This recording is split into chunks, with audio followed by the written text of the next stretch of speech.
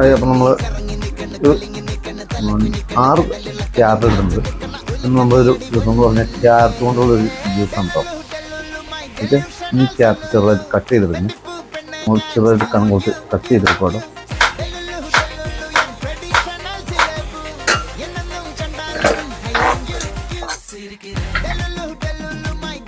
നമുക്ക് കുക്കറിലേക്ക് ഇട്ട് കൊടുക്കാം കേട്ടോ.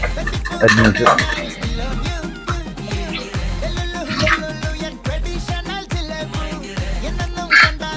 രണ്ട് വിസിലടിപ്പിക്കണം കേട്ടോ.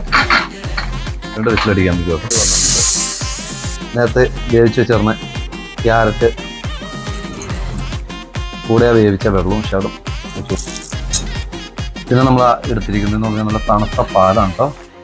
പാല് ചേർത്ത് കൊടുക്കുന്നുണ്ട്. പിന്നെ നമ്മൾ ചേർത്ത് കൊടുക്കുന്നതെന്ന് പറഞ്ഞാൽ ആവശ്യത്തിനുള്ള മധുരമാണ് കേട്ടോ.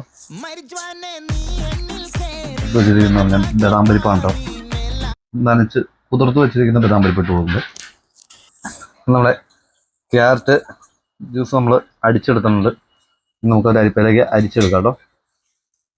ക്യാരറ്റ് മിൽക്ക് ഷേക്ക് നമ്മൾ റെഡി ആയിട്ടുണ്ട്. ഇനി അതിലേക്ക് നമ്മൾ കസേസ് ചേർത്ത് കൊടുക്കണം കേട്ടോ. അപ്പോൾ ഷെയർ ചെയ്യുക, ലൈക്ക് ചെയ്യുക, സബ്സ്ക്രൈബ് ചെയ്യുക.